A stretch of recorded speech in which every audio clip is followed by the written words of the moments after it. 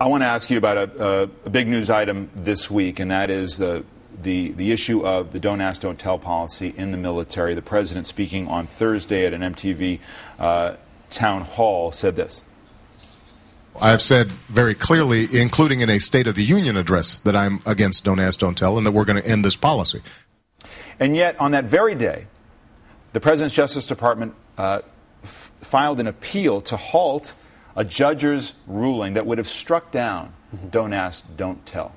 So if the President wants the law to go away, if he wants the ban to go away, why is he still supporting the law in the courts? Well, let's be clear. The President believes the law is discriminatory, unjust, and quite frankly, you have men and women who are willing to lay down their life for this country. Those people ought to be able to serve.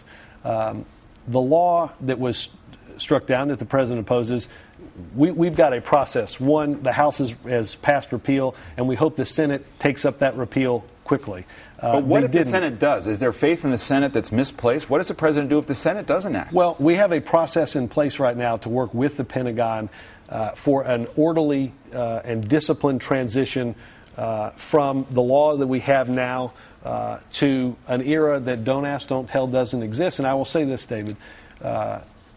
Don't ask, don't tell will end under this president.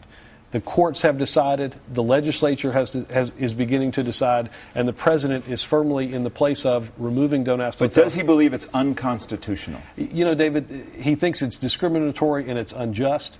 And most of all, it harms our national security. We know his position, though, but if you keep defending it in the courts, how does it end? You can pronounce it dead, but how does it end if you keep backing it in the courts? It ends with a vote in Congress. It's a law, and the most durable solution is to repeal that law. That's what the president asked the House to do, and they did.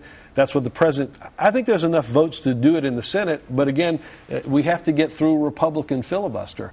It harms our national security. It's discriminatory. It's time for it to end. And I will say this, David, again, this president will end don't ask, don't tell.